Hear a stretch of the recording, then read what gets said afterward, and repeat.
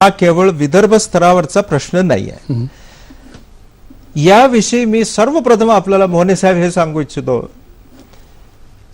की पुन्हा आपल्याला हवामान बदलाविषयी काही गैरसमज आहेत आणि मी दरवेळेला या विषयावर थोडंसं सविस्तर याच्यासाठी सांगू इच्छितो की आपल्याला बराच वेळा असं जे वाटतं की प्रचंड मोठा बदल होतो आहे वातावरणात आणि प्रचंड काही असं तापमान वाढणार आहे, हो असं हे वास्तविक होत नाही. बरोबर. आणि आपल्याकडे कधी कधी बातम्या अशा येतात की गेल्या 15 दिवसापूर्वी उदाहरण सांगतो की वाशिमला आणि यवतमाळला पाऊस झाला आणि तो पाऊस झाल्यानंतर ताबडतोब पुढची बातमी येते की तिथला गहू सगळा लोळला आणि या वर्षी गव्हाचं पीक गेलं. हे प्रत्यक्ष घडत नाही. आणि माझे मित्र आहेत मराठवाडा म्हणजे वसंतराव नाईक मराठवाडा कृषी विद्यापीठाचे कुलगुरू आहेत डॉक्टर बी व्यंकटेश्वरलू. त्यांनी गेल्या वर्षी 4 विद्यापीठांची जी एक ॲग्रेस्को नावाची मीटिंग होते ती दापोलीला झाली होती. तिथे त्यांनी गेल्या 100 वर्षाचा मेट्रोलॉजिकल डाटा दाखवला होता की 100 वर्षात वातावरणात कुठले कुठले बदल घडले. आणि थोडक्यात सांगायचं म्हणजे त्यांनी विदर्भातल्या गेल्या 5 ते 10 वर्षाचा वेदरचा डाटा दाखवला होता आणि त्यांनी दाखवलं होतं की विदर्भातली जी प्रमुख पिकं आहेत त्या पिकांना काही असं फारसं नुकसान झालेलं नाही. आणि हे ते त्या निकरा प्रोजेक्टचे नॅशनल कोऑर्डिनेटर होते. अर्थात त्याच्या उत्पादनात घट झाली असते, परंतु त्यांचं म्हणणं असं की जर आपण गेल्या 10 ते 15 वर्षाची सरासरी पाहिली तर त्याच्या अंदाजाने म्हणजे अगदी शास्त्रशुद्ध तर्क असे केलेले आहेत की जी पिकं आपल्याकडे लावतात ती पिकं आपण लावणारच आहोत. त्याच्यात जे अल्पकालीन वातावरणाचं प्रेडिक्शन येतं आजकाल ते महत्वाचं असतं की त्याच्याकडे लक्ष देणं आवश्यक असतं की यावर्षी काय घडणार आहे. आणि या सीझनमध्ये आजकाल सर्व विद्यापीठांनी सोय ही केली की तुम्हाला 2 दिवसापलीकडचं दिसतं. तर हे जे शॉर्ट टर्म वेदर फोरकास्ट असते त्याला मॉनिटर करणं आवश्यक आहे, परंतु त्याची दहशत बाळगायचं कारण नाही. आणि याचं सर्व ज्या समस्या आहेत त्याचं एक म्हणजे सरळ समाधान असं आहे की आपण कुठल्याही एका पिकाची कंटिन्युअस लागवड करू नये. विद्यार्थी फेरपालट करावा आणि एका पिकासोबत इतरही जसं आपण कापूस लावतो तर नुसता कापूस लावू नये. किंवा एक सोयाबीन लावायची फॅशन आली की सर्वजण म्हणतात की अरे सोयाबीन फायद्याचं लावा. तर सर्वप्रथम आपण विद्यापीठाला कन्सल्ट करा, विद्यापीठाला विचारा आणि आपल्याला जे पीक लावायचंय ते पीक मी आपल्याला सांगू शकतो की प्रमुख पिकं अजूनही आपली सुरक्षित आहेत आणि त्या एका पिकासोबत दुसरी झाडं लावण्यापेक्षा थोडं पशुसंवर्धन, कुक्कुटपालन, त्यानंतर फळझाडं, फुलझाडं याची सुद्धा कमी पावसात किंवा 1 किंवा 2 पावसात त्याची लागवड करून त्याचा सर्वात एकत्र फायदा होतो. आणि ज्या विषयाला मी अजूनपर्यंत हात लावला नाही आता लावणार आहे तो असा की कृषी उद्योग प्रक्रिया नावाचा एक पोस्ट हार्वेस्ट टेक्नॉलॉजी नावाचं असतं की शेतकऱ्यांना इतर उत्पादन वाढवण्यासाठी कृषी मालाची प्रक्रिया करणारी सुद्धा अनेक यंत्र आहेत आणि त्या संयंत्रांचा विद्यापीठाने विकास केलेला आहे. आणि ती यंत्र ज्या शेतकऱ्यांना आम्ही दिली आहे किंवा शेतीच्या गटांना दिलेली आहेत त्यांना हे विषम हवामान असताना त्यांचं पीक नष्ट झालं असताना सुद्धा त्यांना आधार दिलाय. सर एक फोन घेऊया. अवश्य. संजय रोमन अकोल्याहून काही विचारू इच्छितात. संजय राव. जी सर. हाँ आवाज येतोय, सलग प्रश्न विचारा. हाँ सर, नमस्कार सर. मैं ये पूछना चाहता हूँ कि सर जो कृषि क्षेत्र में अभी जो ज्यादा प्रॉस्पेरिटी अभी आगे दिख रही है तो उसके लिए विद्यापीठ का क्या कृषि सेक्शन में क्या योगदान आगे होने वाला है? मैं समझता हूँ इसका जवाब अगर मैं हिंदी में दूं तो कोई आपको आपत्ति नहीं होगी ना? नहीं सर, आपण मराठी आणि हिंदी मिक्स करून देऊ शकता. मैं कुछ इसका जवाब हिंदी में दूंगा, कुछ मराठी में दूंगा. वैसे आप मराठी समझते हैं. दुनिया में जो तरक्की हो रही है कृषि के क्षेत्र में उसकी ओर कदम बढ़ाने के लिए हमारे विश्वविद्यालय ने दुनिया के कुछ बड़े विश्वविद्यालयों के साथ एक करारनामा किया है.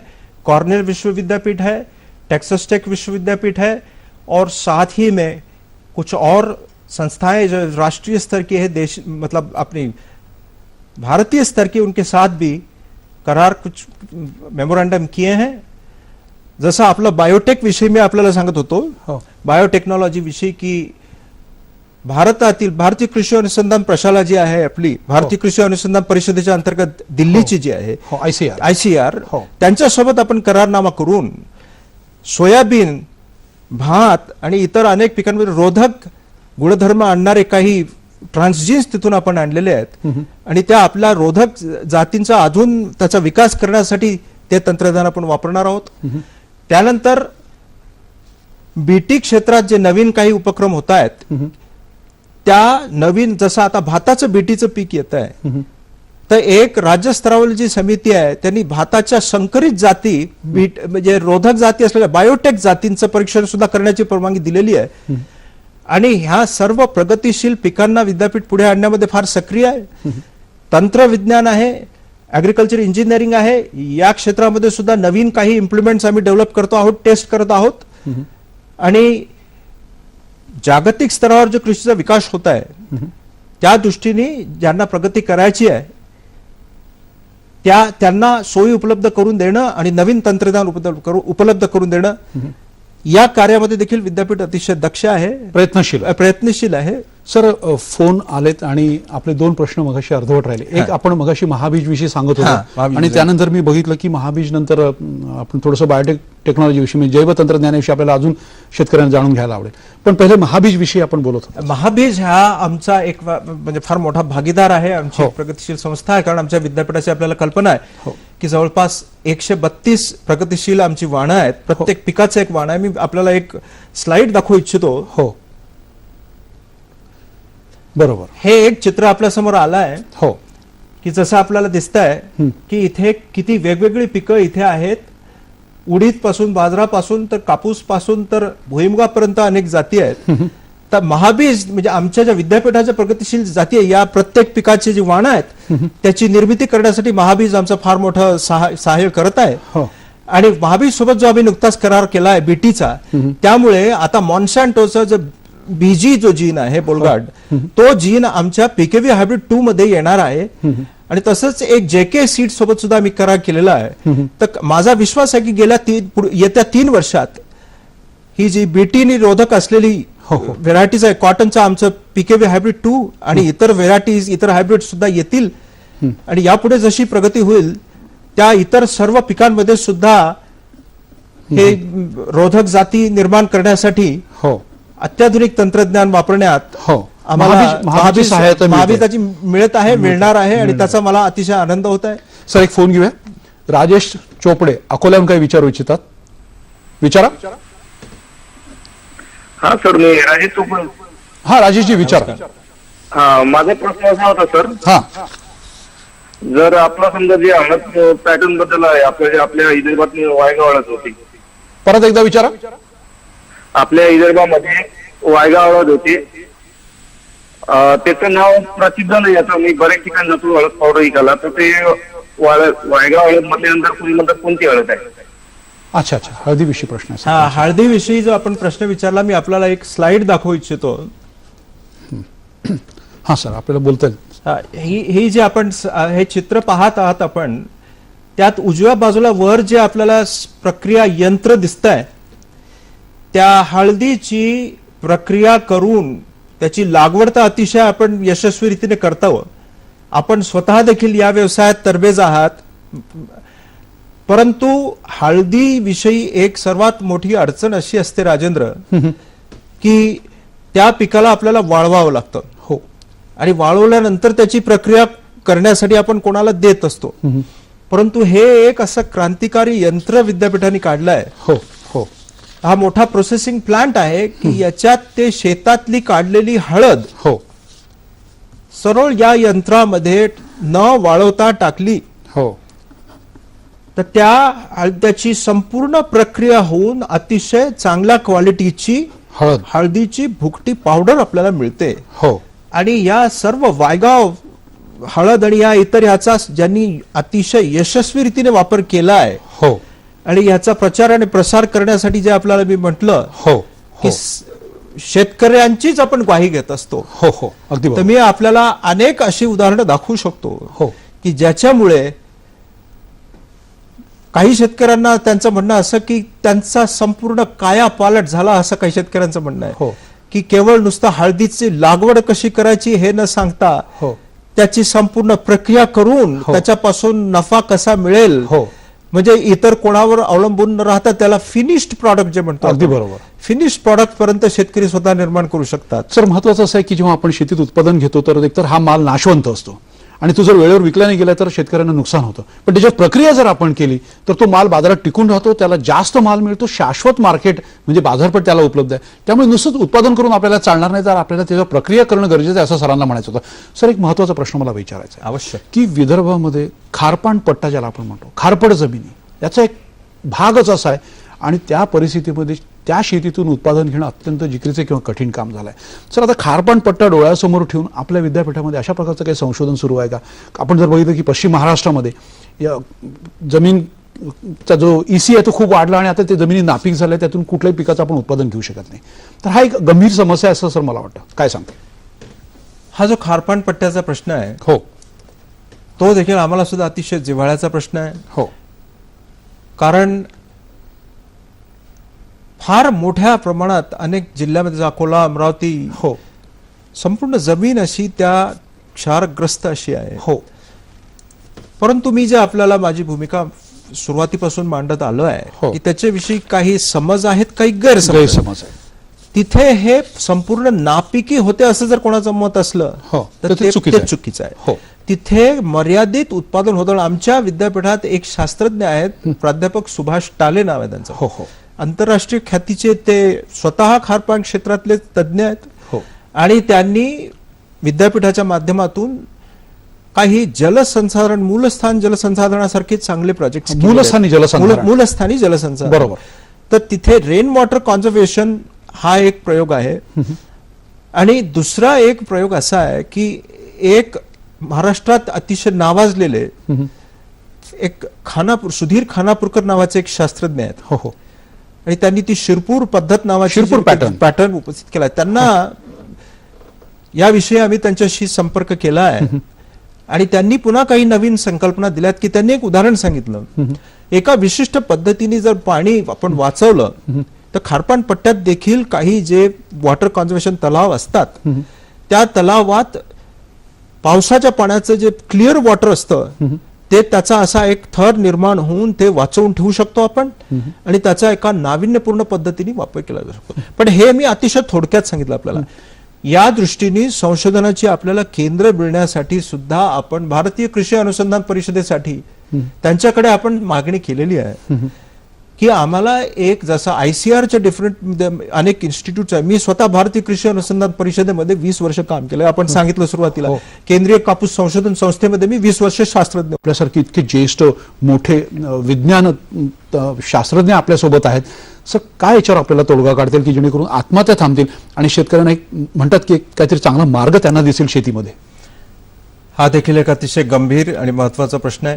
आपण जे म्हणालात ते खरं आहे की कुठलंही प्रगतिशील तंत्रज्ञान असलं तरी एकाही शेतकऱ्याने जर कधी आत्महत्या केली तर त्याचा अतिशय खेद होतो आणि असं वाटतं की सर्व प्रगतिशील तंत्रज्ञान कधी कधी निरर्थक आहे. अगदी बरोबर. असं वाटणं स्वाभाविक आहे. हो. याविषयी विद्यापीठाने एक वेगळा उपक्रम असा केला आहे की एक इंटरनॅशनल फार्मर्स डायलॉग, आंतरराष्ट्रीय शेतकरी परिसंवाद आम्ही केला होता. मी याविषयी एक आपल्याला चित्र दाखवू इच्छितो. हो. हो. हे जे आपल्या समोर चित्र येणार आहे हा परिसंवाद आम्ही नुकताच 4 ते 10 डिसेंबरला अकोल्याला घेतला होता. आणि ज्या आपण डाव्या बाजूला महिलेचं चित्र पाहतात तिचं नाव आहे मोनिका हॉवर्थ. ही इंग्लंडवरनं आलेली एक शेतकरी बाई आहे. हिच्याकडे सफरचंदाची शेती आहे आणि हिच्या 35 वर्षाच्या मुलाने आत्महत्या केली. आणि त्यानंतर ती जगभरात सर्वत्र जाऊन हा संदेश देत आहे लोकांना. आपल्याकडे जेव्हा ते आल्या होत्या हे चित्र दाखवत आहेत की ज्या आत्महत्याग्रस्त जे आपल्या इथल्या अकोला जिल्ह्यातले काही शेतीच्या ज्या महिला आहेत, विडोज आहेत, विधवा आहेत, त्यांना भेटल्या आणि त्यांना सांगितलं. त्यांनी एक महत्वाचा मुद्दा राजेंद्र त्यांनी असं सांगितलं की त्यांनी त्यांच्या मुलाची आत्महत्या झाल्यानंतर एक काउन्सिलिंगचा ग्रुप तयार केला आणि ते केवळ शेतकरी स्तरावर बाकी कोणालाही घेत नाहीत. प्रगतशील शेतकऱ्यांचा एक स्वतःचा गट तयार केला आहे आणि 11 वर्षापासून त्यांनी जिथे जिथे संपर्क केला तिथे एकही शेतकरी आत्महत्या झाली नाही असं त्यांचं म्हणणं आहे. तसंच ऑस्ट्रेलियावरनं एक आले होते, त्यांनी सुद्धा ऑस्ट्रेलियन शेतकऱ्यांनी त्यांनी हेच सांगितलं की ऑस्ट्रेलियातला शेतकरी सुद्धा त्याला जे कर्ज देतात बँका ते त्याच्या जमिनी कर्जावर ठेवून गहाण ठेवून त्याला कर्ज देतात आणि तिथे जर पाऊस नाही आला तर तिथले शेतकरी सुद्धा आत्महत्या करतात. त्याच्यामुळे आपल्याला हे माहित करून घ्यायचं की हे एक जागतिक समस्या आहे. आणि टांझानिया देशातनं एक जुलियाना स्वाही नावाची एक शेतकरी बाई आली होती, त्यांनी सांगितलं की आत्महत्या घडणार याची सर्वात चांगली कल्पना शेतीतील महिलांना असते. शेतकरी महिलांना त्यांचं म्हणणं असं की शेतकरी महिलांना आपण जर विचाराल तर त्या आपल्याला भाकीत सांगू शकतात. आणि मला असं वाटतं की आपण या इनपुटचा फायदा करून घेतला पाहिजे. आज आपल्याकडे चर्चा विवाद होत राहतात की मालाला किंमत मिळत नाही किंवा कर्जमाफी होत नाही, पाऊस येत नाही. हे सर्व घटक जरी महत्वाचे असले तरी आपल्याला माझे हे जे परिसंवाद आहे यातून मला हे दिसून आलं की काही कामं आपण सहज करण्यासारखी आहेत. काउन्सिलिंग आणि शेतकरीच्या म्हणजे शेतीशी संबंधित महिलांचं जे एक फार मोठं प्रक्रिया आहे म्हणजे कॉन्ट्रीब्युशन आहे, योगदान आहे. आणि त्यांनी तर उलट असा एक प्रस्ताव मांडला की शेतीच्या संबंधित ज्या महिला आहेत त्यांचा तर सहयोग आपल्याला पाहिजेच आहे, परंतु ज्यांचा शेतीशी काही संबंध सुद्धा नाही आहे अशा सर्व महिलांना त्यांनी आव्हान केलं आहे की ह्या एका प्रश्नावर महिलांचं जेवढं योगदान मिळू शकतं ते कोणाचंही मिळू शकत नाही. एक फोन घेऊया. अवश्य. हेमंत दांडेकर नाशिकवरून काय विचारू इच्छितात? देवळाली. कर्नल साहेब. माझे 2 प्रश्न आहेत. हा कर्नल साहेब आवाज येतोय, विचारा. आवाज येतोय. माझे 2 प्रश्न आहेत. हा. पहिला प्रश्न आहे सेंद्रिय शेतीमध्ये सोनखत वापरायचं का? हो. आणि दुसरा प्रश्न, सेंद्रिय शेतीमध्ये हायब्रिड बियाणं वापरली तर त्याचे उत्पन्न दुसऱ्या वर्षी बियाणं म्हणून वापरता येईल का? सर त्यांनी 2 प्रश्न विचारले की सेंद्रिय शेती जर करायची असेल, कर्नल साहेब आमचा हा कार्यक्रम नेहमी बघतात आणि त्यांनी बऱ्याच वेळा ते प्रश्न पण विचारतात, स्वतः शेती करतात. त्यांनी विचारलाय की सेंद्रिय शेतीमध्ये सोनखताचा वापर करता येईल का, पहिला प्रश्न. आणि दुसरं त्यांनी विचारलाय की सेंद्रिय शेती करत असताना हायब्रिड सीडचा जर आपण वापर केला तर परत ते बियाणं आपण हार्वेस्ट करून त्याचं पुनर्लागवडीसाठी किंवा सोईंगसाठी आपण त्याचा उपयोग करू शकतो का? जो पहिला प्रश्न आहे हो त्याच्याविषयी मी आपल्याला एक सांगू इच्छितो हो की मी 2 वर्ष उझबेकिस्तान या देशात देखील संशोधन केलेलं आहे. हो. तर त्या देशात सोनखत हा जो प्रकार आहे त्याचा फार मोठा वापर होतो. आणि काही एक छोटी प्रक्रिया जर केली तर त्याचा जो एक वास किंवा एक त्या प्रकारचा जो एक उपद्रव इकोला विषयी हो. तर आपल्या प्रश्नाचा होय म्हणून मी उत्तर तर देणारच, याच्यात काही वाद नाही. परंतु ते एक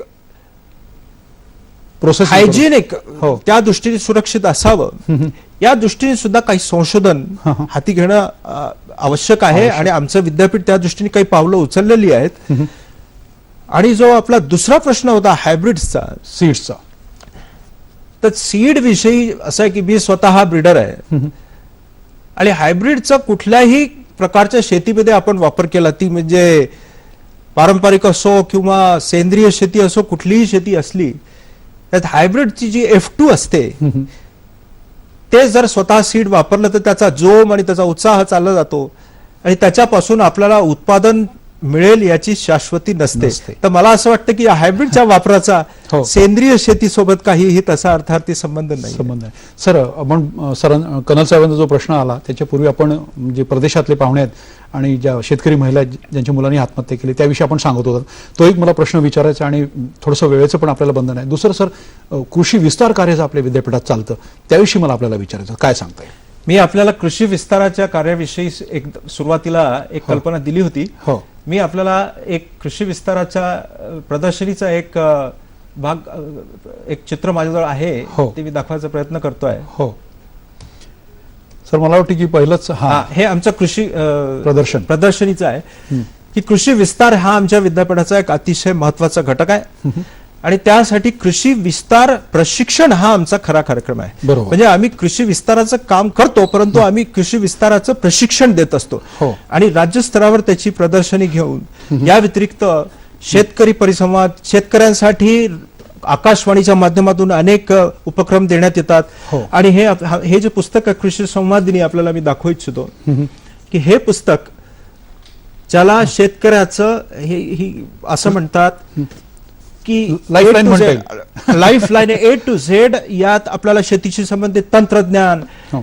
तिथे कुठल्या समस्या आहेत, कोणाशी संपर्क करावा, कृषी महाविद्यालय किती आहेत, शास्त्रज्ञ किती आहेत, आणि कोणत्या पिकावर कोणती कीड येऊ शकते, रोग, त्याला कुठलं खत पाणी करता येईल, इन्सेक्टिसाइड करता येईल, सगळी माहिती मिळते. हे विस्तार शिक्षण म्हणून आपण आमच्या विस्तार संचालनात घ्यावं. त्या व्यतिरिक्त मी आपल्याला 2 टेलिफोन नंबर सांगणार आहे. हो हो. हा आमचा एक टोल फ्री नंबर आहे, आपण लिहून घ्यावा. 1-800-233-0724. परत सांगता येईल सर एकदा? 1-800-233-0. विचारले, मला असं वाटतं त्यांचं सुद्धा उदाहरण याच्यात ते राजेश चोपडे म्हणून आहेत. हो. त्यांनी आपल्याला मगाशी मला नंतर कास्तकार आपले शेतकरी यांना डोळ्यासमोर ठेवून परदेशातलं स्तरावर दाखवून दिलेलं आहे. आणि इतर जे कोलॅबोरेटिव्ह टेक्नॉलॉजीज आहे त्याच्याविषयी माझे काही विशिष्ट प्रयत्न सुरू आहेत. मी आपल्याला एक छोटंसं उदाहरण देतो हो की काही तंत्रज्ञान आपल्याला विदेशातनं अजूनही घेता येईल, परंतु त्याला संपूर्णपणे विदेशावर अवलंबून राहण्याची गरज नाही. एक जसं मातीचं परीक्षण करणारी एक यंत्रणा आहे. हो. माझ्या